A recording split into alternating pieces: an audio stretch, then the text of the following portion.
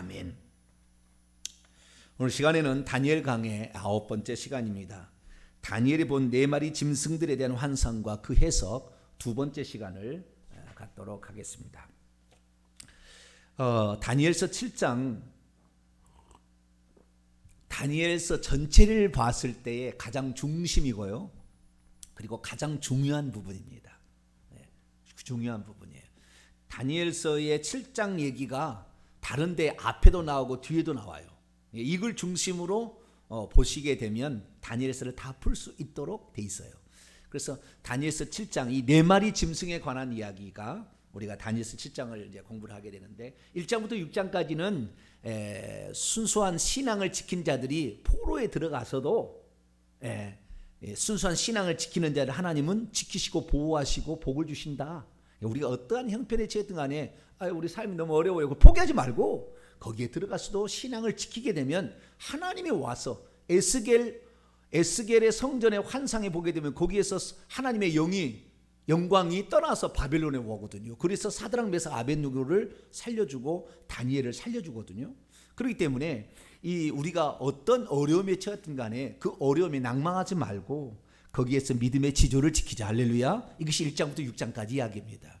그리고 이제 7장부터 12장까지는 4가지의 묵시, 환상, 이것이 종말로가 엄청 관련되어 있기 때문에 환상이라고 하지 않냐고 묵시라고도 합니다. 묵시라는 것은 주의 재림과 관련되어진 어떤 마지막 종말에 관한 환상, 이것을 특별히 묵시라고 하는데, 이 묵시의 기록이 4가지가 나오게 되는 거죠. 그래서 7장에 한 번, 8장에 한 번, 9장에 한 번, 10, 11, 12에 한 번, 이렇게 나와서 우리가 4차례에 대해서 이 묵시를 공부하는데, 지금 우리가 공부하는 다니엘서 7장은 첫 번째 묵시입니다. 묵시라는 것은 종말이라는, 그러니까 이 시대의 끝을 말하는 것이고 재림의 때를 말하는 거다. 이게 환상이 그걸 말하는 거라. 그래서 요한 계시록을 예전에는 뭐라고 하냐, 요한 묵시록이라고 할 때가 있었어요.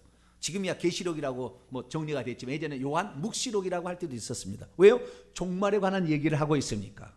그래서 우리가 정말 악을 심판하시고 선하게 살았던 의인들에게 상급을 주시는 그 재림주가 와서 결국에 악을 멸하는 이런 것들이 표현됐을 때 그것을 묵시라 이렇게 얘기합니다. 그래서 우리가 이제 묵시를 공부하는데, 묵시를 우리는 계시라고 보통 얘기를 하죠. 그래서 계시를 보게 되는데, 이 계시가 밤에 환상 가운데 다니엘에게 보였습니다. 근데 다니엘은 앞에는 말이죠, 우리 2장이나 4장이나 또는 5장의 벨사살의 그 분벽에, 석회벽에 쓴 글씨를 볼 때 다니엘이 흔들리거나 두려워하거나 이런 말이 전혀 없습니다. 막 갈대아 술사들이 우왕좌왕할 뿐이지. 그런데 다니엘은 이 환상을 본 다음에 매우 근심하며 또 마음 아파하고 걱정을 많이 합니다. 자, 28절을 볼까요? 28절 읽습니다. 시작. 그 말이 이에 그친지라 나 다니엘은 중심에 번민하였으며 내 얼굴빛이 변하였으나 내가 이 일을 마음에 간직하. 얼굴빛이 바뀔 정도로 엄청난 근심거리가 생겼다는 거예요. 아니, 천하의 다니엘, 꿈과 환상이면 최고의 전문가 박수장 벨사사라, 그렇게 했잖아요.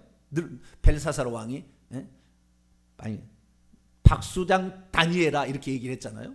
그 정도로 이 모든 방면의 꿈과 환상 계시들을 잘 해석할 수 있는 천하의 다니엘이 걱정 근심에 쌓였더라. 걱정 근심이 왜 쌓였을까 봤더니 하나님의 백성들이 결국에 고통을 당하고 고난을 당한다는 것 때문에 그런 거예요. 자기는 다니엘은 지금 포로로 잡혀왔잖아요. 조상들이 지은 죄, 자기가 지은 죄, 이제 구장범 가서 배웁니다. 그 죄를 회개합니다. 조상들이 지은 죄와 자기가 지은 죄를 하나님께 이제 회개를 하게 되는데, 조상들이 지은 죄와 자기들이 지은 죄값을 바벨론의 포로로 잡혀와서 여기서 죄값을 치르면 끝날 줄 알았어요, 다니엘은. 근데 느낌이 그래요. 끝날 줄 알았어요. 그런데 그 포로 생활이 바빌론 제국이라는 이 제국으로 끝나는 것이 아니라 메데와 파사, 헬라, 나중에 넷째 짐승으로 표현되는 로마 제국까지 이어져서 계속해서 그 압제 가운데 있게 될 것이고, 특별히 넷째 짐승은 아주 강하고 무서운데 성도들을 막 죽이는 거예요. 그것을 보게 됐을 때 다니엘은 내가 이렇게 징계를 받게 되면 내 후손들은 평안하게 살겠지라고 생각했는데 그게 아니라 주님 오시는 그날까지 즉시 주님이 오실 때에는 더 강력한 핍박과 고난이 있다는 사실을 자기가 보았기 때문에 그것 때문에 근심하게 되었더라. 오늘날 그러니까 제가 환난 휴거, 환난 후에 마태복음 24장 29절 그날 환난 후에 하늘에 징조가 보이고 그 다음에 구름을 타고 인자가 오는 것을 본다고 그랬는데 환난 후에 온다는 걸 분명히 알고 저 같은 거 알고 있지만 환난 전이라는 것이 대한민국 한 70%가 믿어요. 환난 전 휴거를 받는다고. 얼마나 내 마음이 아프겠어요. 왜? 그 고난에 과연 견디겠는가? 그 고난에 주님을 신하겠는가? 그 고난에 정말 이 코로나 사태를 통해서도 마음이 흔들리는 사람인데 과연 그 고난을 줄 때 예수 그리스도를 믿는데 불이익을 주고 핍박을 하고 감옥에 가두고 고문을 하고 과연 거기에 견딜 수 있을까? 다니엘과 똑같은 마음이죠. 그런 마음이 있어요. 그래서 제가 이렇게 그냥 큰 소리로 이렇게 외치게 되는 것은 그때를 한 번이라도 이렇게 들어보면 그럴 때가 오겠다라고 준비를 할 수 있지 않겠습니까? 마음의 준비, 물질의 준비, 우리가 환난 때를 준비해야 됩니다. 그래서 마음의 준비, 물질의 준비, 이 특별히 하나님 말씀을 미리 공부하고 왜 그때 되면은 산으로 도망쳐야 되고 위그로드들이 그 도망쳐서 그 산으로 도망하고 곡간으로 도망해서 예배드릴 수밖에 없는 왜 달려들 죽이니까 그런 상황이 되다 보니까 나중에는 마음껏 우리가 예배드릴 수 없는 날도 올 수가 있다 그 말이죠.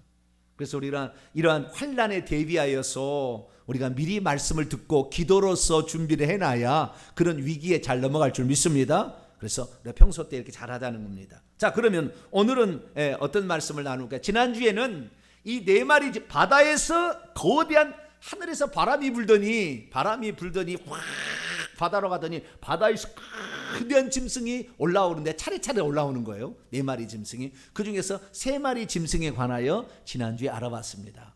이 바람은 요한계시록 8장에 바람인데 이 바람은 바람을 주관하는 천사가 있어요. 천사가 있어서 우리 하나님의 종들의 이마에 인치기까지 바람을 불지 마라, 나무나 이렇게 불지 마라, 풀에 불지 마라 딱 하듯이 바람을 주관하는 것은 세상의 어떤 소용돌이를 일으키는 강력한 어떤 흐름이죠. 이런 것들. 그래서 막 제국을 불러일으키는 이런 거. 그래서 각 나라마다 제국마다 담당하는 수호천사가 있어요. 나라의 수호천사가. 이스라엘의 수호천사는 미가엘입니다. 대한민국의 수호천사는 모르죠. 제가 안 만나봐서. 대한민국 수호천사가 있어요. 북한의 수호천사가 있겠죠. 북한도.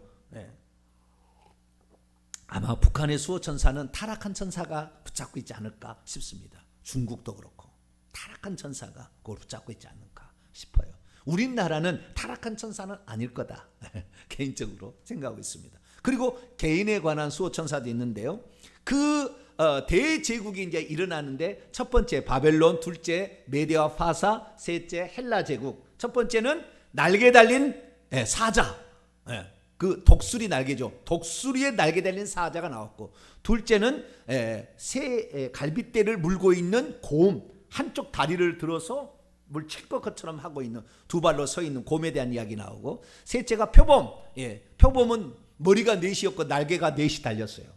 그래서 이 표범에 관한 이야기를 지난주에 했습니다. 그래서 헬라 제국까지가 공부를 했고요. 이제는 넷째 짐승, 오늘은 넷째 짐승에 관한 이야기고요. 이 넷째 짐승이 나중에 하나로 통일됩니다. 작은 뿔, 다른 뿔, 눈이 있고 입이 있는, 눈과 입이 있는, 눈들이 아닙니다. 눈과 입이 있는 이 작은 뿔에 관한 얘기인데, 뿔은 열 왕이라고 그래요. 그래서 어떠한 그 왕들을 말하는 건데, 이 작은 뿔, 다른 뿔이 뭐냐라는 그거, 넷째 짐승에 관한 이야기하면서 다른 뿔이 뭐라는 것이고, 이 다른 뿔이, 작은 뿔이 큰 뿔이 되게 되는데, 이 큰 뿔이 결국에 하나님의 백성들을 핍박하고 죽입니다.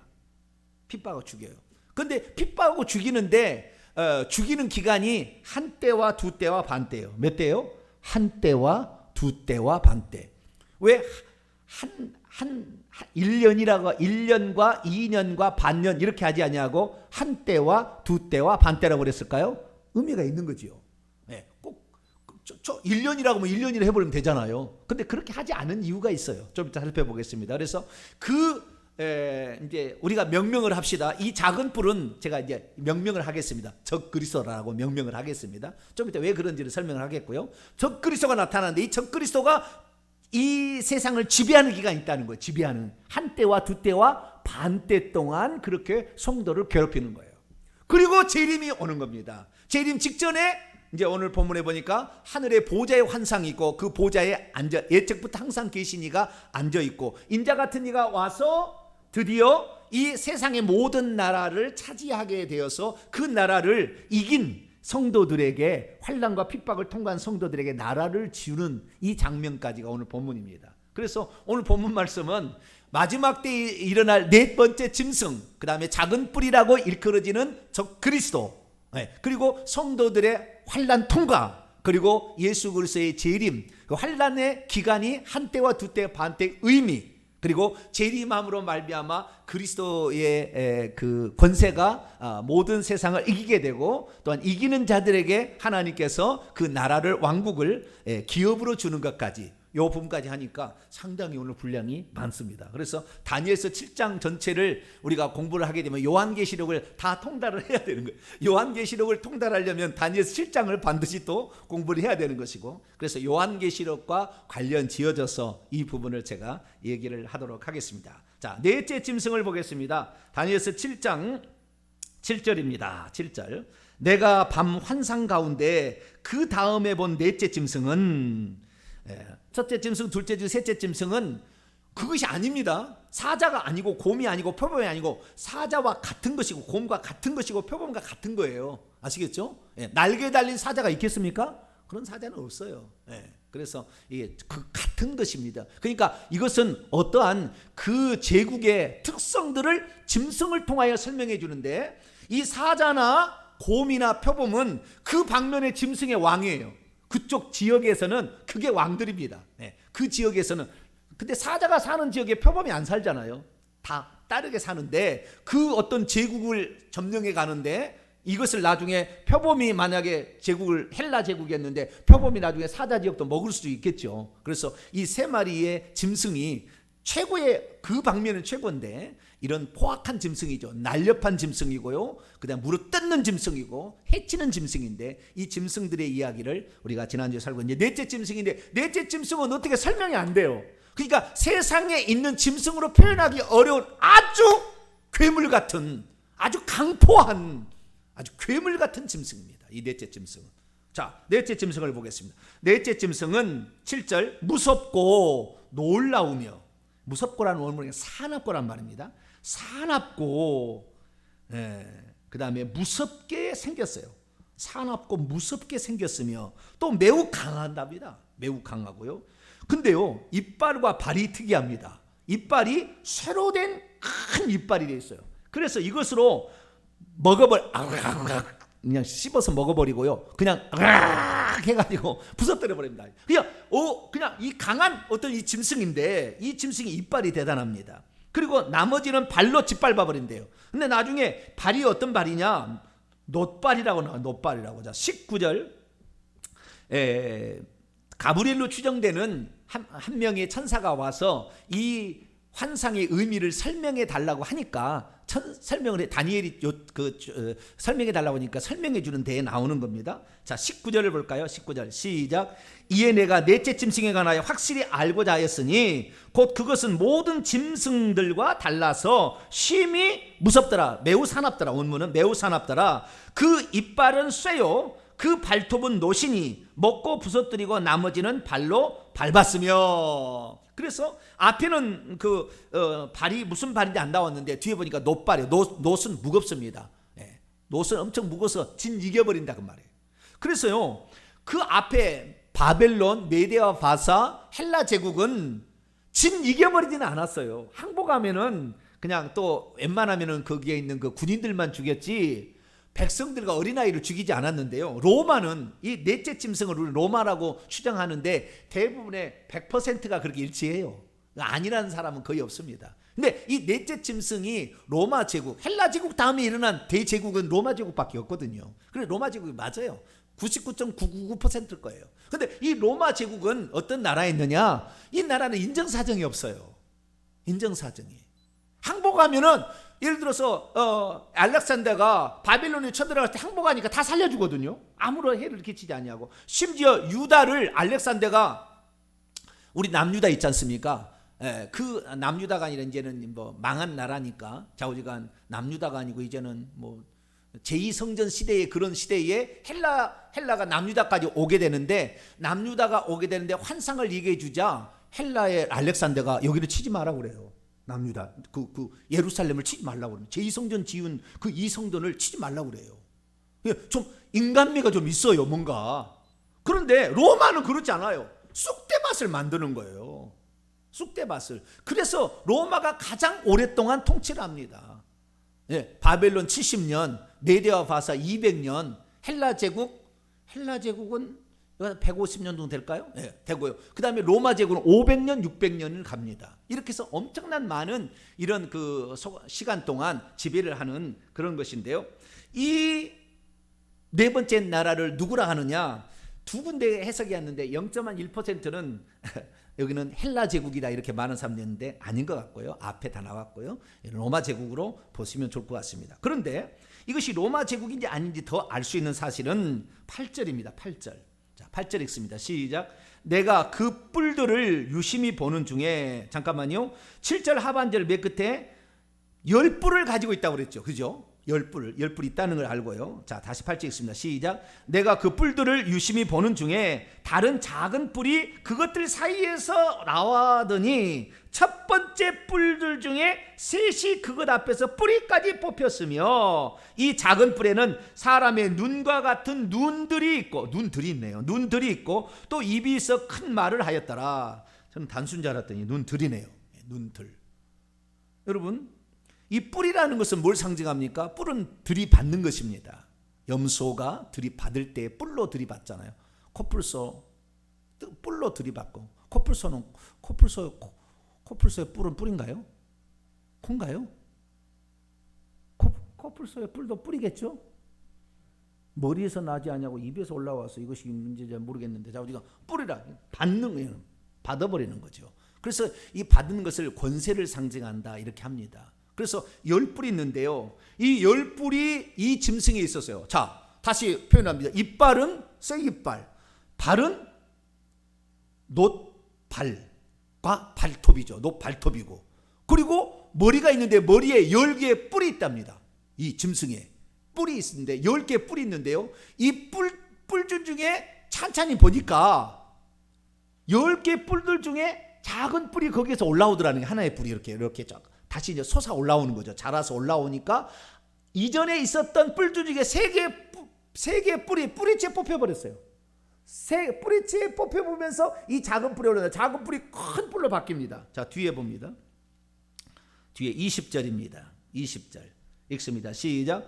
또 그것의 머리에는 10뿔들이 있고 그 외에 또 다른 뿔이 나오매 새 뿔이 그 앞에서 빠졌으며, 그 뿔에는 눈들도 있고 큰 말을 하는 입도 있고 그 모양이 그의 동료보다 커 보이더라. 이게 이거 점점 커지는 거예요. 나머지는 약화가 된 거, 그게 상대적으로 커지는 거죠. 그래서 이 작은 뿔이 나오는데 이 작은 뿔이 나중에 큰 뿔이 되는 거죠. 그래서 이 작은 뿔과 큰 뿔의 사이를 무엇으로 해석하느냐가 이제 문제겠죠. 그래서 이 다니엘에게 해석해 준 그 천사가 이 뿔이 무슨 역할을 하는 것인가를 해석을 해주는데, 자, 21절입니다. 이 뿔이 어떤 역할을 하는 것이냐. 자, 21절 있습니다. 시작. 내가 본즉 이 뿔이 성도들과 더불어 싸워 그들을 이겼대요. 성도들을 이렇게 싸워서 이기는데 어떻게 이겼느냐라는 것을 설명을 또 해줍니다. 23절부터 봅니다. 모신자가 이처럼 이르되 넷째 짐승은 땅의 넷째 나라다. 그러니까 지금까지 헬라 제국이 지나갔으니까 넷째 나라는 로마 제국입니다. 헬라 제국을 무너뜨리고 이 세상을 지배한 나라는 넷째 나라니까 로마 제국이죠. 넷째 나라인데 이는 다른 나라와 달라서 온 천하를 삼키고 짓밟고 이빨로 부서뜨릴 것이며, 그의 10뿔은 그 나라에서 일어날 10명의 왕들을 말한다. 10명의 왕들을 가리킨다. 그 후에 또 하나가 일어나리니, 이게 작은 뿌리죠. 작은 뿌리 일어나리니 그는 먼저 있던 자들과 다르고, 먼저 있던 왕들과 다르고, 또 새 왕을 아까 뿌리, 세 개의 뿌리채 빠졌다는데 새 왕들을 복종시킬 것이며, 25절 읽습니다. 시작. 그가 장차 지극히 높으신 이를 말로 대적하며 또 지극히 높은 이의 성도를 괴롭게 할 것이며, 또 그가 때와 법을 고치고자 할 것이며, 성도들은 그의 손에 붙임받아 한 때와 두 때와 반 때를 지내리라 돼 있죠. 자, 여기 보니까 이 또 하나 뿌리, 작은 뿌리 올라와서 큰 뿌리 되는데, 이 뿔에는 눈들이 많이 달렸대요. 세계를 다 감찰하는 거죠. 예수님께서 이 눈들 있잖아요. 일곱 눈들, 일곱 뿔이 있잖아요. 예수님도 요한계시록 5장 6절에 보면. 그래서 어린 양이 그게 있다는 것은 어린 양도 권세가 있고요. 그 다음에 그것을 그 눈으로 감찰을 하는 거거든요. 모든 것을. 그러니까 이 어떤 이 뿔이 가지고 있는 정보력, 이 뿔이 전 세계를 지금 다 보면서 감시하고 있는 것을 표현해 주고 있는 거죠. 뿐만 아니라 입이 하나 달렸는데, 입이 무슨 말을 하는가 보니까 하나님을, 25절, 지극히 높으신 하나님을 말로 대적합니다. 자, 지극히 높으신 하나님이라고 말하는데요, 잠깐 여기에서 하나님에 관한 이야기를 잠깐 하고 넘어갑니다. 자, 13절을 봅니다. 13절. 내가 또 밤에 환상 중에 보니 인자 같으니가 있어요. 사람의 아들 같으니, 이건 예수 그리스도를 말하겠죠. 인자 같으니가 하늘 구름을 타고 와서 예적부터 항상 계시니, 예적부터 항상 계시니 누구겠어요? 하나님을 상징하겠죠. 그런데 또 하나의 단어가 또 하나의 말이 25절에 지극히 높으신 이가 나와요. 지극히 높으신 이가. 그럼 지극히 높으신 이가 누구냐 하는 거예요. 자, 22절 보면은 해석이 좀 됩니다. 22절 시작. 예적부터 항상 계신 이가 와서 지극히 높으신 이의 성도를 위하여 원한을 풀어주셨고, 때가 이름에 성도들이 나라를 얻었더라. 자, 예적부터 항상 계신 이와 지극히 높으신 이는 같은 분이에요? 다른 분이에요?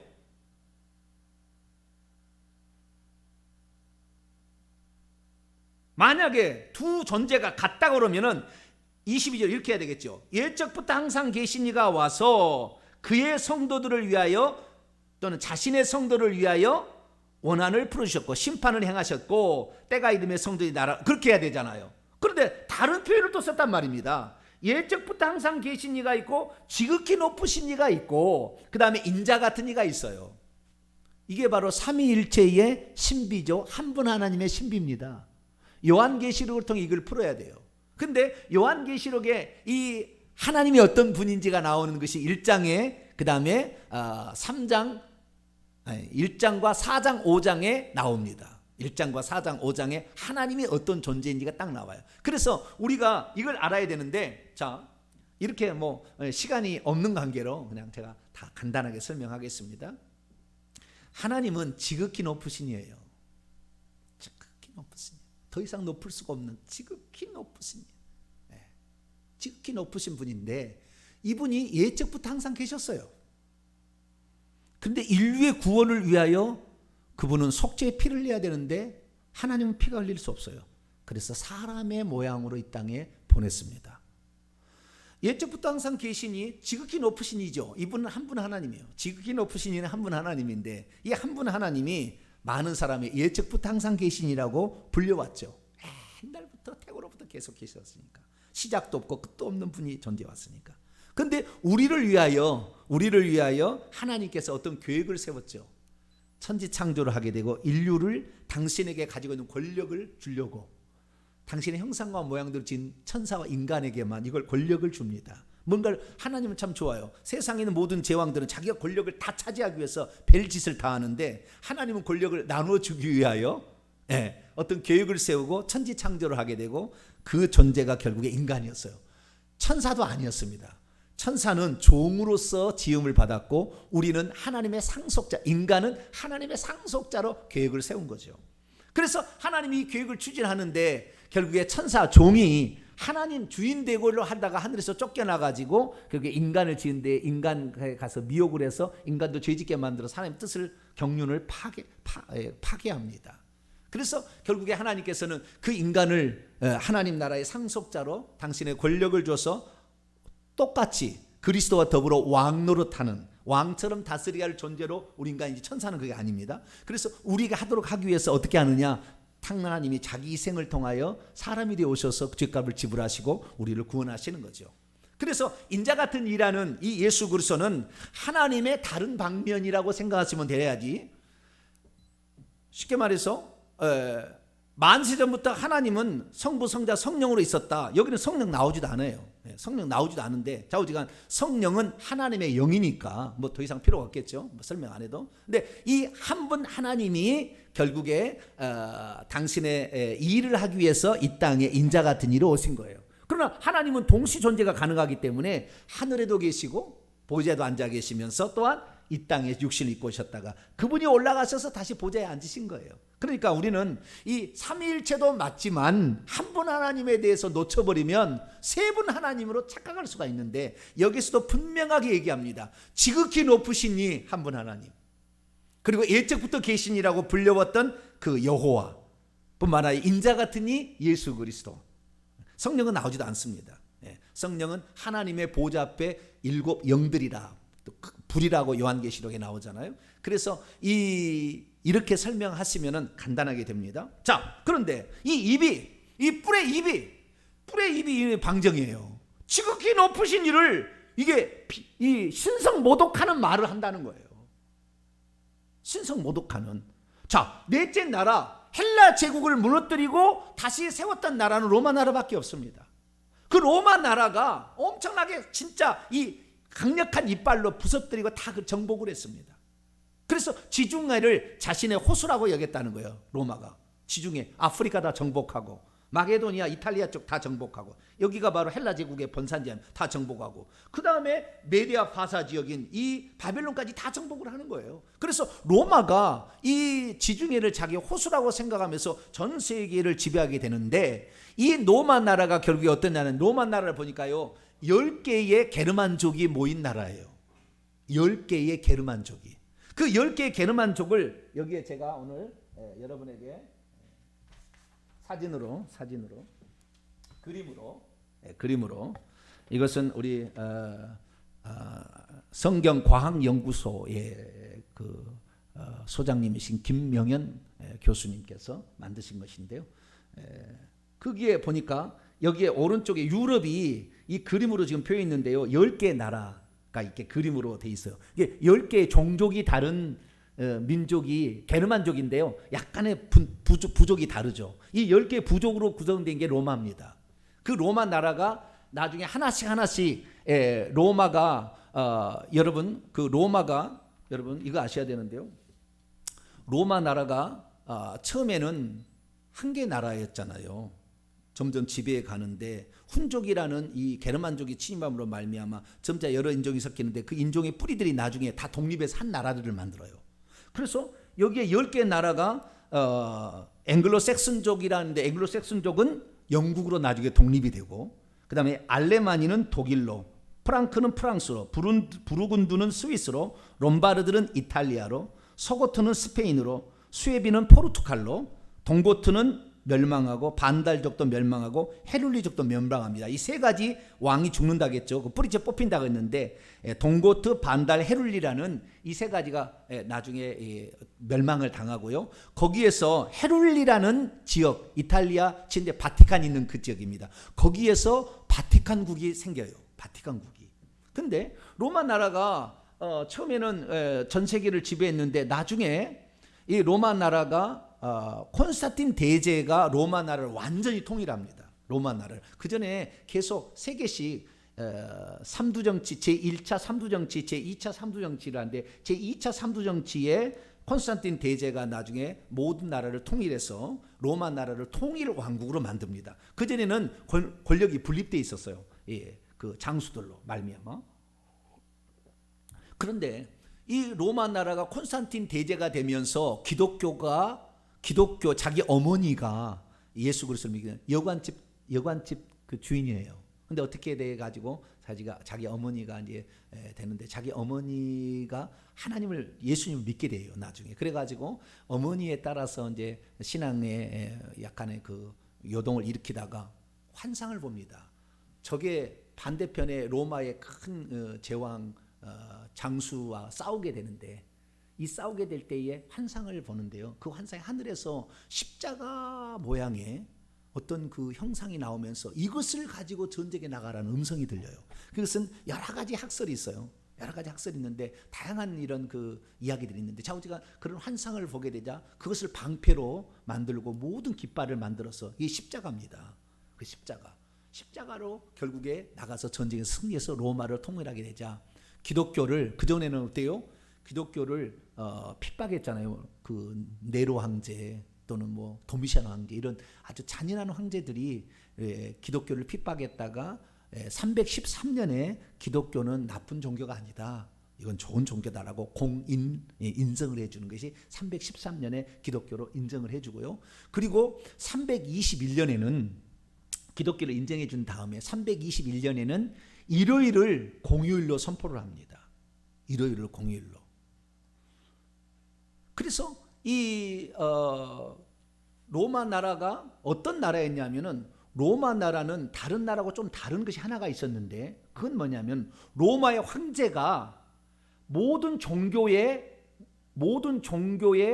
그 제사장의 꼭대기 노릇을 했습니다. 폰티펙스 막시묵스라고 하는데요, 이 그 제관이라고 하는 제사장의 꼭대기 일도 했습니다. 그러니까 왕과 제사장 역할을 동시에 한 나라가 로마 나라예요. 그런데 이 콘스탄틴 대제가 그것을 자기도 그것을 물려받아서 가지고 있는데, 이것을 가지고 있는데 내가 다른 종교의 제사장이 다 되는 겁니다. 태양신 종교의 제사장도 되고 다 다른 종교, 수많은, 로마는 엄청 종교가 많잖아요. 그 꼭대기가 자기가 가지고 있는 거예요. 그런데 여기에다가 이제 기독교를 용인했잖아요. 기독교를 용인해서 기독교인데 기독교가 진짜 같거든. 그러니까 이 제관을 내가 계속 갖고 있다는, 이방 종교의 제관이 될 수 있겠다 해서 나중에 이 제관을 내놓습니다.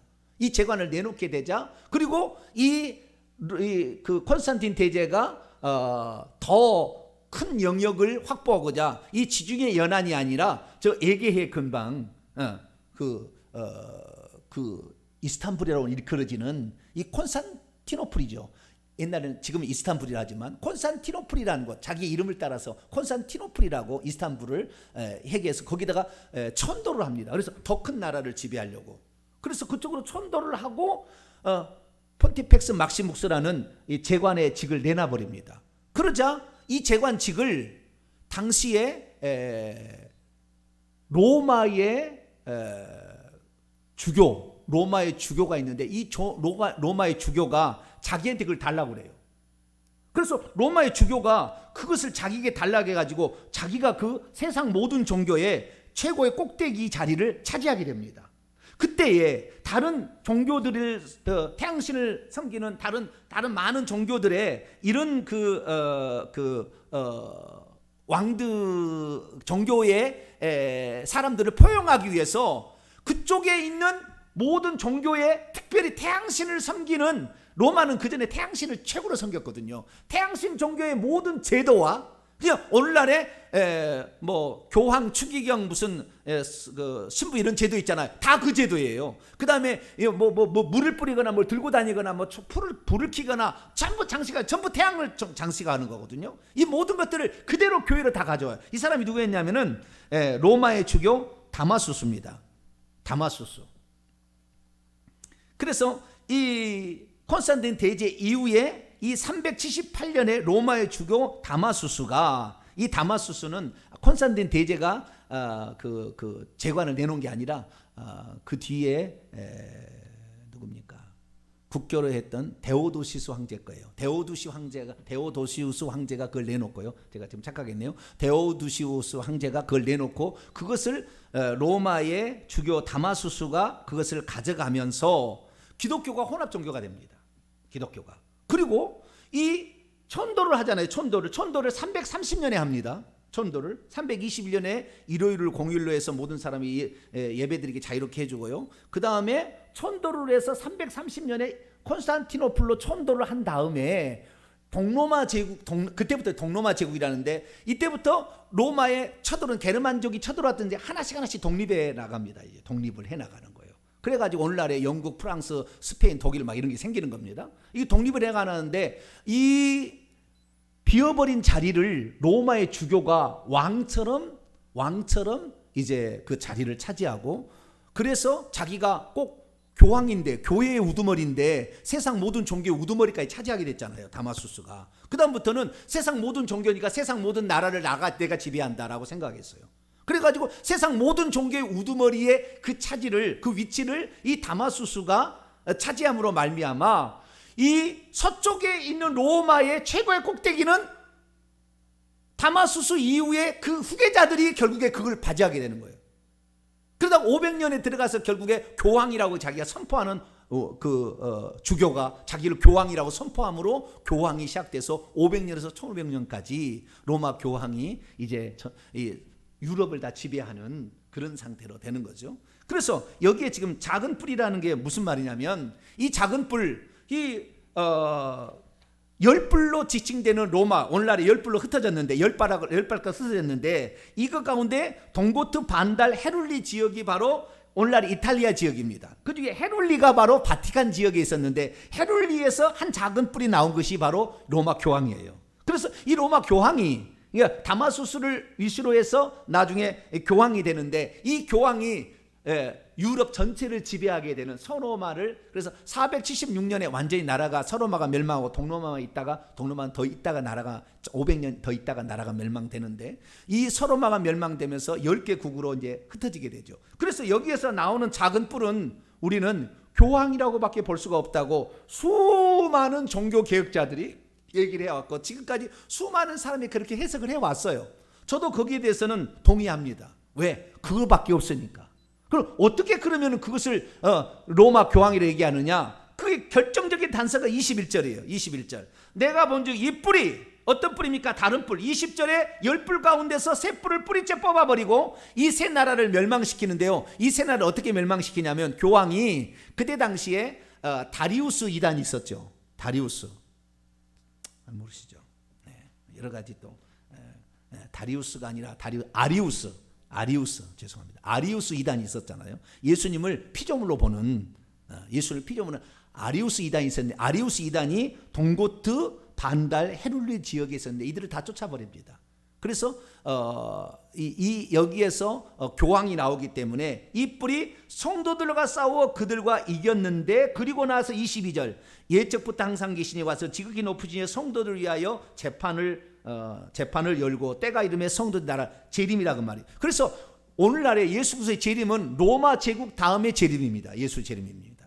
근데 로마 제국이 이미 있었고, 그 나라가 10뿔로 흩어졌고, 거기 산뿔이 나와서 로마 교황이 또 1000년을, 500년부터 1500년, 1000년을 다스렸잖아요. 그리고 다시 또 500년이 지나간 거예요. 종교계에 의해. 이 종교계에 의해 500년까지 지금까지 주님이 재림하지 않고 있는데, 지금도 마찬가지 그 영향하에 있습니다. 영향하에. 그래서 우리가 경륜으로 봐서는요, 이미 다니엘서를 봐서는 주님의 재림의 때가 이미 지났어요. 이 작은 뿔이 활동하고 성도들을 핍박하고 나서 오는데, 그 나서가 바로 온다고 말은 하지 않지만, 이 넷째 나라의 작은 뿔 후에 주님이 재림한다. 그런데 이 작은 뿔이 성도들을 핍박하는데, 얼마를 핍박하느냐? 상상할 수, 8천만 명을 죽여요. 예수 믿는 사람들을. 이 교황이 8천만 명을 죽여요. 성경 가졌다고 죽이고 교황이. 그런데요, 왜 이 작은 뿔을 교황이라고 하냐면, 입으로 말이죠. 25절에 입으로 지극히 높으신 이를 대적한다고 그랬잖아요. 지극히 높으신 이를 대적한다. 그럼 어떻게 대적했느냐? 교황을 천주교에서는 어떻게 부르냐면 이렇게 참칭을 합니다. 교황은 이게 이제 그 카톨릭 교회 사전을 보면 이렇게 되어 있습니다. 교황은 대단히 존엄하시고 지극히 높임을 받으셨으므로 그는 단순한 하나의 사람이 아니라 말하자면 하나님이시며 하나님의 대리자이시다. 천주교는 그렇게 믿어요. 하나님을 참칭하는 존재가 되는 거예요. 뉴욕 교리 문답을 보게 되면 교황은 땅에서 예수 그리스도의 위치에 있다. 신적 권능을 가진 교황은 그리스도의 대리자요 모든 교회의 머리요 모든 기독교들의 아버지요 교사이다. 그는 무오한 통치자이며 교회의 기초자이시다. 그는 하늘과 땅의 최고의 사법권을 가진 땅에 있는 하나님 자신이다. 교황을. 그렇기 때문에 우리는 이 작은 뿔을 교황이라고 보는 거예요. 교황 대관식에서 교황이 하는 말이 있습니다. 교황 대관식을 하게 될 때 교황에게 당신은 군주들과 제왕들의 아버지시며 세계의 주교요 구세주 예수 그리스도의 지상 대리자임을 잊지 마시고 세계의 관으로 꾸며진 삼중관을 받으소서. 하늘과 땅과 지하의 주권자의 관을 받으소서 하고 삼중관을 씌워줍니다. 교황 그레고리 7세 1015년에서 1085년에 살았던 교황 그레고리 7세는 뭐라고 했느냐? 모든 왕들은 오직 그의 발 앞에 입맞춰야 한다. 모든 황제들을 폐위할 수 있는 권세가 그에게 속해 있다. 교황은 누구로부터도 심판받을 수 없다. 로마 교회는 성경에 비추어 결코 오류를 범할 일도 없었고 또 미래도 영원히 실수하지 않을 것이다. 이 땅에 쉽게 말해서 이 땅에 하나님이요 보이는 하나님이요 예수 그리스도다라고 말한 게 교황. 그러니까 그렇게 하면서 교황의 근데 뭐라고 했냐면요, 이 교황이 나중에 어떻게 되냐면은 교황만이 성경을 해석할 수 있답니다. 뭐라고요? 교황만이 성경을 해석할 수 있어요. 교황의 해석은 무하다 얘기합니다. 교황이 아닌 어떠한 사람도 해석할 수 없다는 거예요. 그런데 칼빈과 루터가 성경을 해석하기 시작하잖아요. 그러니까 이건 찢어 죽일 놈들이죠. 로마는. 교황이 봤을 때는. 그렇지만 그 모든 1000년 동안 그 억압과 압제와 그 성경 1382년에 이 성경을 번역했다고 위클리프를 죽이고 하향시켜 주고 자우지 한번 계속 다 죽여요. 모든 사람을 다 죽여갑니다. 그래서 그 울분이 있다가 1517년에 종교개혁으로 말미암아 이제 터지게 되는 거죠. 그런데 자 이들이 25절 보세요. 그가 장차 지극히 높은 이는 말로 지가 하나님을 참칭하죠. 지극히 높은 이의 성도를 괴롭게 해서 8천만 명 이상을 죽였죠. 그가 또 때와 법을 고치고자 할 것이며 때라는 말은 이 때라는 말은 원문을 보니까 정한 절기입니다. 정한 절기를 고치고 법은 율법입니다. 율법. 그래서 정한 절기와 법을 고쳤는데요. 이 로마 교황이 절기를 만들어냅니다. 사실 우리가 알고 있는 성탄절이나 우리가 알고 있는 부활절은 다 로마 교황 이 천주교에서 만드는 거예요. 원래는 그런 것이 없었어요. 없었는데 만들어낸 겁니다. 그래서 오늘 우리가 이걸 주의를 해야 되는데 물론 그렇다고 해서 12월 25일을 지키지 말자 또는 뭐 충분히 지난 후 만원으로 첫 번째 주일을 부활절로 지키자 이것이 콘스탄티누스 대제가 니케아 종교회 때 결정한 건데 이런 모든 것들이 결국에 로마 천주교가 서로마죠. 서로마 쪽에서 결정을 해가지고 동로마로 이용돼서 전 세계를 지배한 여기에서 결정된 사항들인데 우리가 여기에 대해서 알고는 있어야 돼요. 알고는 아시겠죠? 그 다음에 콘스탄틴 대제가 니케아 종교회 하면서 부활절 날짜를 정했을 뿐만 아니라 유월절을 폐지합니다. 예전에 그 성도들은 예수님이 돌아가신 날을 유월절 날을 그 부활절과 같이 이렇게 지켰다고 그래요. 근데 유월절을 지키지 못하게 하고요. 안식일을 폐지하진 않았죠. 안식일 날이 유대인들만 쉬었는데 로마 콘스탄틴이 321년에 일요일을 공휴일로 선포합니다. 그래서 모든 농민들은 이때 쉬어라라고 얘기를 하고 유월절을 폐지합니다. 그러자 그때부터 다른 그 태양신을 섬기던 모든 사람들이 일요일 날 태양신이 누구냐 하나님이고 태양신의 아들이 예수님이다 이런 식으로 받아들이기 시작하죠. 그래서 다른 종교가 다 들어와서 혼합 종교가 시작이 됩니다. 그래서 오늘날의 천주교는 혼합 짬뽕탕이다 이렇게 보시면 되겠고요. 지금도 똑같습니다. 이쪽은 거기는 마리아를 숭배하잖아요. 마리아를 숭배하는데요. 마리아를요 평생 동정녀로 살았다 했다가 나중에는 어떻게 하냐면은 애도 안 낳고 동생도 안 낳았다고 이렇게 하다가 나중에는 이 마리아는 죄 없이 태어났대요. 그러다가 나중에는 이 마리아는 죽지도 않고 승천했답니다. 그래서 지금은 하늘에 모후고 그리스도의 대리적 무슨 그 기도를 받으시는 분이고 막 엄청나게 얘기하는데요. 그래서 그 마리아를 마리아를 섬기는 모든 절기를 계속 만들어내요. 엄청난 절기들을 만들어냅니다. 그런 절기들을 다 만들어내서 이 하나님의 절기, 진짜 우리가 지켜야 될 예수 그리스도에 대한 것이 아닌 다른 마리아를 통하여서 구원을 얻는 이런 것으로 다 절기를 만들어가요. 그 누구냐? 천주교에서 그렇게 하는 것입니다. 그래서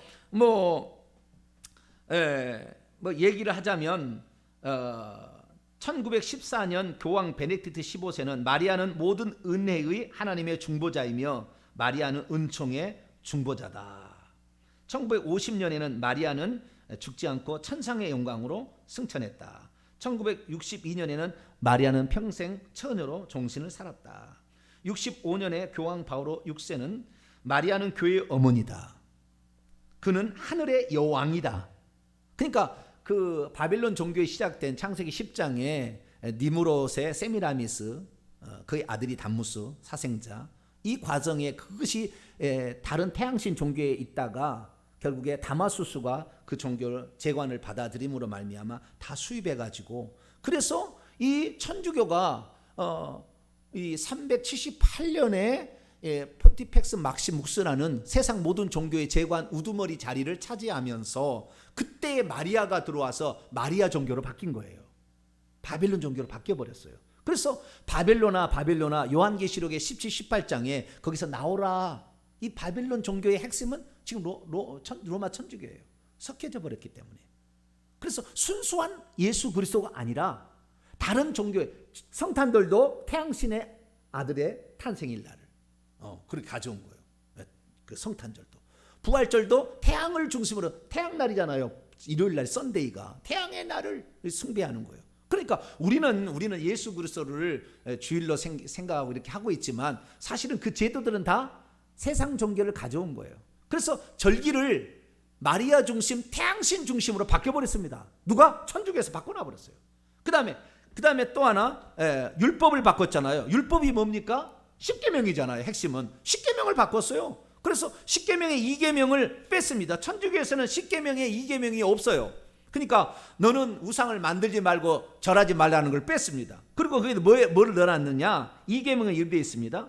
천주의 거룩하신 이름을 불러 헛되이 맹세하지 말라. 그러니까 이계명을 빼고 상계명을 거기에 끌어올린 거죠. 끌어올리는 거예요. 그래서 하나씩 끌어올렸다가 마지막 10번째 계명, 내 이웃의 집을 탐내지 말라, 아내를 탐내지 말라. 이건데 이 두 가지를 나눠서 남의 아내를 탐내지 말라, 이것을 9계명, 남의 재물을 탐내지 말라를 10계명에서 10번째 계명을 2개로 바꿨습니다. 그래서 10계명을 만들었어요. 그래서 천주교의 10계명은 이 우상을 만들 만한 계명이 빠져 있고요. 10번째 계명을 2개 나눠서 90이 되어 있고요. 뿐만 아니라 안식일을 기억하여 거룩히 지키라를 주일로 지키라라고 바꿔놨습니다. 주일을 지킨다는 게 틀렸다는 게 아니고 그것을 천주교에서는 일부러 바꿔버렸어요. 그럼 오늘날 안식일을 지킨다고 해서 지옥 갈 사람은 아닙니다.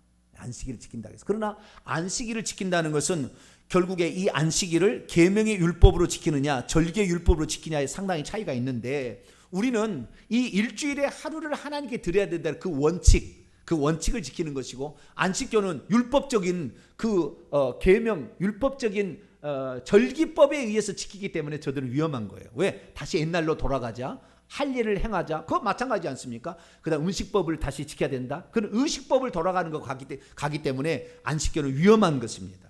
물론 안식교가 다 지옥 간다고 말할 수는 없지만 안식교는 매우 위험한 거예요. 여기에 대해서 엄청난 많은 설교가 있습니다. 나중에 들어보시고. 자, 우리가 이 때와 법을 변개하는 거, 교황이 그랬다면 천주교가. 그렇기 때문에 우리는 이 다니엘의 이 작은 뿔 나중에 큰 뿔이 되고, 입이 여러 개에서 입은 한 개고 눈들이 여러 개잖아요. 세상 모든 게 다 이걸 감찰하고 있잖아요.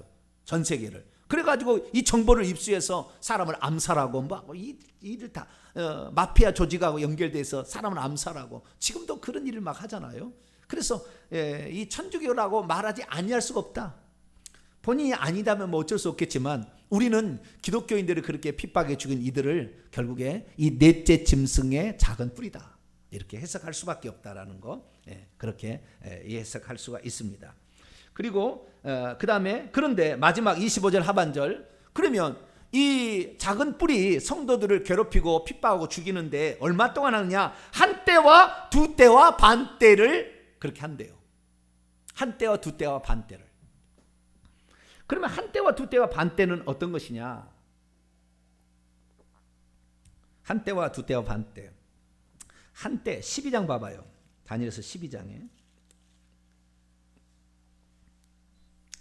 13절을 봅니다. 북방왕은 돌아가서 다시 군대를 전보다 더 많이 준비했다가 나중에 북방왕은 배워요. 안디오코스 에피파네스 왕이 나오는데요. 셀류크스 왕조의 헬라 제국의 한 4개 그 왕 가운데 하나인데 셀류크스 왕조의 8번째 왕인데 그 북방왕이 돌아가서 다시 군대를 전보다 더 많이 준비해서 남방왕 이집트를 프톨레미 왕국을 치기 위해서 내려오는데 그때 몇 때 곧 몇 해 후에 때라는 말이 나오잖아요. 때라는 말. 이 때라는 말이 이딴이라는 말입니다. 이딴 히브리어로 사이시오트라 이딴이라는 말인데요. 이딴이 곧 몇 해, 때하고 해하고 같잖아요. 그죠? 설명을 할 때. 몇 때는 곧 몇 해다. 그러니까 때와 해를 여기는 해석을 그렇게 해놨습니다. 그러나 앞에서는 그렇게 해석을 하지 않았어요. 그러나 여기를 통해서 1년으로 계산할 가능성이 보이죠. 에스겔서 4장을 열어봐요. 에스겔서 4장. 이러니까 이 다니엘서 강의를 남들이 하는 거 보니까요. 다니엘서 강의 7장을 여러 번 해석을 하더라고요. 근데 시간이 많이 걸리네요. 보니까 엄청나게. 에스겔서 4장 6절. 우리가 에스겔서에서 공부할 때 좀 배운 겁니다. 에스겔서 4장 6절 읽습니다. 시작. 그 수가 차거든 너는 오른쪽으로 누워 유다 족속의 죄악을 담당하라. 내가 내게 40일로 정하였나니 하루가 1년이라. 또 하루는 또 1년이래요. 자, 그러면 다시 이 원칙에 따라서 우리가 또 뭐 우리가 잘 아듯이 민수기 14장에 보게 되면 정탐꾼이 갔다 왔는데 40일을 하루를 1년으로 계산하잖아요. 그래서 40년 동안 광야에 그래서 하루를 1년으로 계산하는 거예요. 이것에 창원에서 안식교에서는 대단한 해석을 합니다. 안식교는요 우리 개신교보다 엄청난 많은 재림이라는 연구를 많이 했어요. 내가 볼 때 한 10배 이상은 공부한 것 같아요. 그렇게 많이 연구를 했습니다. 안식교에서는. 그래서 안식교에서 우리가 공부했던 내용을 많이 참조할 필요가 있는데 안식교에서는 어떻게 해석하냐면 안식교가 치명적인 몇 가지 단점이 있는데 그건 좀 이따 얘기하고 오늘 얘기 못하면 다음 주에 하겠습니다. 얘기를 하고요. 그러나 안식교에서는 이걸 어떻게 해석하느냐 이렇게 해석합니다. 여기에 한 때와 두 때와 반 때는 한 때는 1년이다. 뭐라고요? 한 때는 1년이다. 그러면 1년은 1년이고 두 때는 2년이죠. 그 다음에 반 때는 반년이죠. 3년 반이라는 거예요. 3년 반. 3년 반을 달로 계산하면 42달입니다. 42달. 1년은 12달, 36개에다가 6개, 6달을 더하면 42달입니다. 42달을 한 달을 30일로 계산하면 1260일입니다. 며칠이요? 1260일. 이게 요한계시록에 그대로 나와요. 한 때와 두 때와 반 때, 42달, 1260일이라는 말이 그대로 요한계시록에 나옵니다. 요한계시록에서 가져온 한 때와 두 때와 반 때 개념, 1260일, 42달은 다니엘서 7장에서 가져왔어요. 7장만이라 더 나옵니다. 다니엘서 더 나오는데 7장 이후에 있는 이 묵시에서 가져왔습니다. 그런데 이 한 때와 두 때와 반 때는 1260일이니까 하루를 1년으로 만약 계산한다면 언제까지 이 천주교가 이 기독교인들을 핍박할 거냐라는 걸 계산해보면 1260년을 할 거라는 거예요. 그러면 이 로마 교황이 되는 그러니까 로마의 주교가 나중에 교황이 될 무렵에 그때에 계산을 하면은 교황이 그 군대를 몰고 가가지고요 세계의 뿔을 뽑는다 했잖아요. 3명의 왕을 뿔을 뽑는다 했잖아요. 그 중에서 헤룰리는 493년에 그 다음에 반달은 534년에 동고트는 538년에 멸망을 시키고 거기에서 큰 나라를 얻어서 로마 교황청에서 이제 땅을 지배를 하게 되는데 538년이 마지막 세계 뿔을 뽑는 해입니다. 538년이. 그래서 538년에서 1260년을 더하면 1798년이 나옵니다. 뭐라고요? 1798년. 1798년은 무슨 날이냐? 왕이 프랑스에 가서 교황을 폐위를 시켜서 교황의 권위가 땅에 떨어져서 더 이상, 우리는 1517년 종교개혁으로 교황의 권위가 땅에 떨어졌는데 그렇지 않아요. 더 있었어요. 그래서 1738년에 교황이 더 이상의 세계의 왕처럼 지배하는 일을 못하게 될 때가 1798년이에요. 1260년을 더해가지고 이때입니다. 그래서 이 저쪽 안식교에서는 그렇게 풀기도 합니다. 그게 맞을까요? 물론 뭐 해석은 누구나 자유니까 그렇게 해석할 수도 있겠죠. 근데 저는 그렇게 보지 않습니다. 뭐 그렇게 본다고 해서 뭐 틀렸다고 말할 수는 없겠죠. 그러나 뭐 거기에서 안식교에서 해석하는 것이고, 안식교에서 치명적인 단점은 뭐냐면 이 안식교의 엘렌 G 화이트라는 이 여사가 이 해석해놓은 그 해석을 최고의 선지자, 예수님 다음에 최고의 선지자로 봐요. 그래가지고 엘렌 G 화이트라는 이 안식교의 창시자의 해석을 그냥 뭐라고 하지? 사도 바울 말하는 말처럼 믿어요. 성경에 말하는 것처럼. 예수님은 아니잖아요, 사도 바울이. 근데 예수님이 하는 말처럼 믿는데, 이들이 엘렌 G 화이트가 몇 년에 주님이 오신다고 예언을 했습니다. 예언이 안 맞았어요. 예언이 안 맞게 되자 안식교에서 수많은 사람이 떨어져 나갑니다. 그러자 안식교의 지도자들이 뭐라고 이제 얘기를 하냐면, 예수님께서 그때에 공중에 재림하셔가지고 지금 조사 심판을 하고 있다. 뭐라고요? 조사 심판을 하고 있다. 이 조사 심판은 믿는 자들을 지옥 보내는 심판이 아니고, 믿는 자들의 어떤 상을 줄 것인가를 지금 이미 공중에 1800 몇 년이죠. 그때 재림하신 후에 그 조사 심판을 하고 있다고 해석을 합니다. 그래서 오늘 이제 다음 주에 이제 얘기를 해야 되겠는데, 이 부분 뒤에 보는 예수님이 이제 재림에 관한 얘기를 이제 해야 되는데 요 얘기를 못 했어요. 인자 같은 이의 재림에 관한 얘기를 못 했는데, 이 예수님이 재림하시는 것이 이미 됐다는 거예요. 그 엘렌 G 화이트가 얘기할 때 그때 재림했다는 거예요. 어디에? 공중으로 재림해 있고, 그래서 조사 심판을 하고 있다라고 얘기하는 근거로 성경을 다니엘서 7장을 갖다가 쓰는 거예요. 이들의 해석이 말도 안 되는 해석입니다. 이 부분은 다음 주에 더 자세히 하고요. 그런데 여기에서 그들이 한 때와 두 때와 반 때를 결국에 날로 계산하면 1260일인데 하루를 1년으로 계산해서 AD 538년에서 1798년까지다. 그렇게 해석할 수 있어요. 그런데 이것이 만약에 그렇다 한다면 반드시 뭐라고 해요?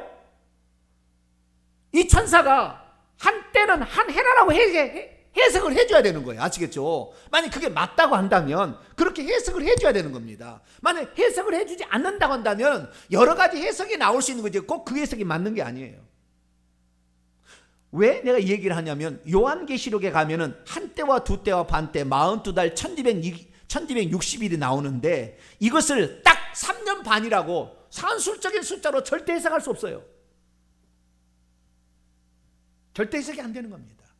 그래서 한때와 두때와 반때는 상징적인 어떤 날을 표현하는 것이지, 이것이 실제로 3년 6개월을 말하는 게 아니에요. 그런데 오늘날에는 이거 숫자를 맞추기 위해서 좌우지간 별가지 방법을 다 동원해 가지고 이게 맞다고 얘기하는데, 저는 전혀 그렇게 보지 않습니다. 왜 그러냐? 1798년에 핍박이 끝났느냐? 지금 핍박 없습니까? 그 뒤로 핍박이 한 번 없었습니까? 말이 안 되는 이야기예요. 언제까지 이 다니엘서는 언제까지 이것이 계속될 것인가를 정확히 얘기하고 있어요. 다시 다니엘 7장 넘어갑니다. 앞쪽으로 넘어갑니다. 작은 뿔이 언제 없어지는가? 11절에 나와요. 11절에서 12절까지를 보게 되면 그들의 해석이 옳지 않다는 것을 말해줄 수 있습니다. 11절을 봅니다. 시작. 그때 내가 작은 뿔이 말하는 큰 목소리로 말미암아 주목하여 보는 사이. 뭐래요? 하나님을 참칭하는, 나는 이 땅에 보이는 하나님이라. 교황이 그렇게 얘기하고, 나는 이 땅에 그리스도의 대리자다, 이렇게 얘기하는 참칭하는 어찌 인간이 더럽고 부패한 본성을 가진 인간이 하나님이 될 수 있습니까? 그런데 그런 말을 막 할 때에 주목하여 보는 사이에 그 짐승 작은 뿔을 가지고 있는 짐승이면 넷째 짐승이죠. 로마 제국이 죽임을 당하고 멸망을 당하고 그의 시체가 상한 바 되어 타오르는 불에 던져졌다. 지옥불이잖아요. 네? 짐승, 하나님을 모독하는 세상 제국의 왕들은 다 짐승입니다. 그래서 요한계시 13장에 이제 다음 주에 더 자세히 하겠습니다. 요한계시 13장에 짐승이 나오는데 이 짐승이 결국에 불못에 들어가는 거예요. 그래서 마지막 나라로 표현되는 이 넷째 짐승, 이 넷째 짐승이 요한계시 13장에 그대로 나와요. 이 넷째 짐승의 묘사가 그대로 나옵니다. 근데 보세요. 이 짐승이 죽임을 당하고 죽임을 당할 때 이 작은 뿔도 같이 죽임을 당하는 거잖아요. 그렇죠? 그리고 그 다음에 12절 보세요. 그 남은 짐승들은 그 남은 짐승이 뭐겠어요? 첫째 짐승, 둘째 짐승, 셋째 짐승, 사자, 곰, 표범이라는 나머지 짐승들은 그들의 권세를 빼앗겼으나 그의 생명은 보존되어 정한 시기가 이르기를 기다리게 되었더라. 이 세 마리 짐승은 어떻게 해요? 죽어서 없어진 게 아니었어요. 그러니까 우리는 어떻게 생각하냐면은 이 바벨론 이 사자 제국을 곰, 메대와 바사가 와서 무찔러서 죽여서 없어진 줄 알았더니 없어진 게 아니고 권세만 약해졌을 뿐이지. 그러니까 네 마리 짐승이 계속 있었던 거예요. 지금까지 네 마리 짐승은 계속 있는 겁니다. 계속 이 제국은 결국에 귀신들의 상당히 높은 계급이 통치하고 있는데 이 통치가 계속 있어 온 거예요. 그래서 요한계시록에 이 말이 12절 지금까지 그 세 마리 앞에 짐승은 완전히 죽지 아니하고 근데 네 번째 짐승은 죽임을 당한다고 그랬잖아요. 그렇죠? 그러니까 예수 재림으로 끝나는 겁니다. 이 네 번째 짐승은 앞에 짐승들하고 같이 약해졌을 뿐이에요. 앞에 세 마리 약해질 뿐이고 넷째 짐승이 강하다가 넷째 짐승이 죽임을 당함으로 이 죽임은 하늘에서 뜨인 돌이신 예수 그리스도 인자 같은 이가 와서 멸하고 끝내는 겁니다. 그러니까 넷째 제국이 로마 제국으로 끝나게 되는데 그 전에 이 제국들의 영향이 계속 남아있다는 거예요. 그것이 요한계시록 13장에 나와요. 여기까지만 보고 다음 주에 계속하도록 하겠습니다. 13장 1절로 2절 3절 요한계시록 13장 1절로 2절로 3절 내가 보니 바다에서 한 짐승이 나오는데 아까 바다에서 짐승이 4마리가 올라왔죠. 근데 어떤 짐승인가 봅시다. 뿔이 10이요 머리가 7이라. 뿔이 10이요 10뿔 똑같죠. 10뿔이요 머리는 7입니다. 그 뿔들에는 10왕관이 있고 그 머리들에는 신성모동하는 이름들이 있더라. 내가 본 그 짐승 바다에서 지금 올라오는 짐승은 표범과 비슷한 표범은 뭐였어요? 셋째 제국이었죠. 헬라 제국. 그 발은 곰의 발 같고 곰은 둘째 제국이었죠. 메대와 바사. 그 입은 사자 입 같고 이건 첫째 제국 바벨론이었죠. 같고 이 넷째 짐승이었다는. 그러니까 넷째 짐승은 그 앞에 있는 제국의 특성들을 중요한 특성들을 날랜 표범 그 다음에 짓밟아버리는 곰, 입 뜯어버리는 곰, 그 다음에 사자 이런 것들의 특징들을 다 가지고 있다는 거예요. 이 넷째 짐승이. 그래서 로마 제국은 그 전에 제국하고는 전혀 다르더라. 왜? 이 제국은 대항할 수가 없는 제국이었어요. 그래서 예수님이 이 제국 하에서 태어나죠. 이 로마 제국 하에서 태어나서 핍박을 받다가 로마 제국에 의해서 죽임을 당합니다. 모든 것들이 다 우리 그리스도께서 우리 그리스도인들이 지나가야 될 그 전 단계를 다 경험하신 거예요. 그렇게 해서 이제 그 용은 사탄 마귀가 자기의 능력과 보좌와 권세를 그 넷째 짐승에게 줍니다. 그의 머리 하나가 상하여 죽게 된 것 같더니 그 죽게 되었던 상처가 나음에 그 뭐요? 10뿔 중에 한 뿔이 다시 살아나서 온 땅이 놀랍게 그 짐승을 따르고 이렇게 하듯이 그 결국에 이 바다에서 올라오는 이 짐승은 넷째 짐승은 로마 제국인데 로마 제국에 다시 한 작은 뿔이 올라오는 이것이 로마 교황이고 이것이 적그리스도다. 이렇게 표현할 수가 있는 거예요. 그래서 이 다니엘서 7장을 통하여 우리는 주님의 재림의 때가 나오는데 한때와 두때와 반때 의미는 오늘 설명을 못했습니다. 그것은 날짜로 계산하는 저쪽 안식일 교회에서 해석을 하지만 맞으면 맞는다고 하는 것이고요. 그러나 저는 그렇게 보지 않는다. 왜 보지 않느냐는 다음 주에 계속해서 하도록 하겠습니다. 기도하겠습니다.